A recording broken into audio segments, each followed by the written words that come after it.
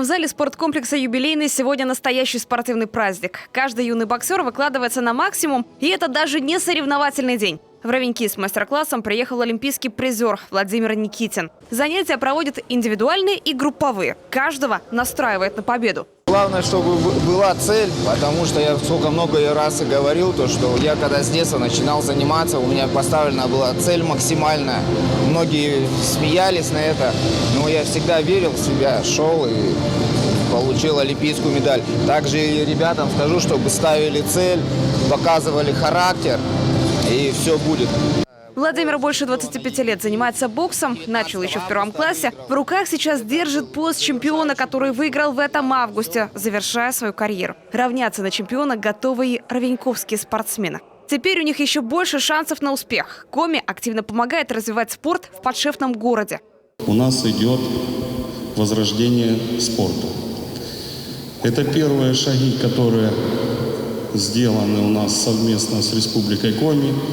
Но они не последние, как мы говорили ранее, когда Владимир Викторович приезжал. У нас на 23-й год идет восстановление, полностью реконструкция здания трибун, где непосредственно будет у вас, у борцов свое помещение, у боксеров свое помещение. Не обошлось без подарков и в этот день. У спортсменов теперь новый ринг. Его уже доставили, установят позже в отремонтированном зале. Также юным боксерам передали экипировку, шлемы и перчатки. Чтобы было еще больше желания тренироваться и выезжать на соревнования, например, к нам, в Коми.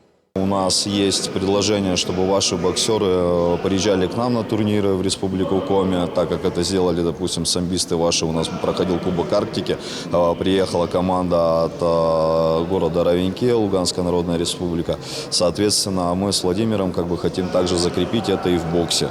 Давид – один из тех, кого наша республика точно будет ждать. Молодой человек занимается спортом больше 7 лет. В его копилке уже не одна медаль. Делится своим секретом успеха. Упорство, иметь цели какие-то, стремиться к ним, и все получится. Скажи, а какая ты следующая цель, самая важная? Заработать кандидата мастера спорта. Благодаря помощи Коми сегодня у ровеньковского спорта однозначно есть будущее. Боксеры и борцы уже ждут следующего года, когда у них появится новое помещение для новых побед и свершений. Анна Зубарева, Галина Гончаренко, Михаил Лисишин, телеканал Юрган, Ровеньки, ЛНР.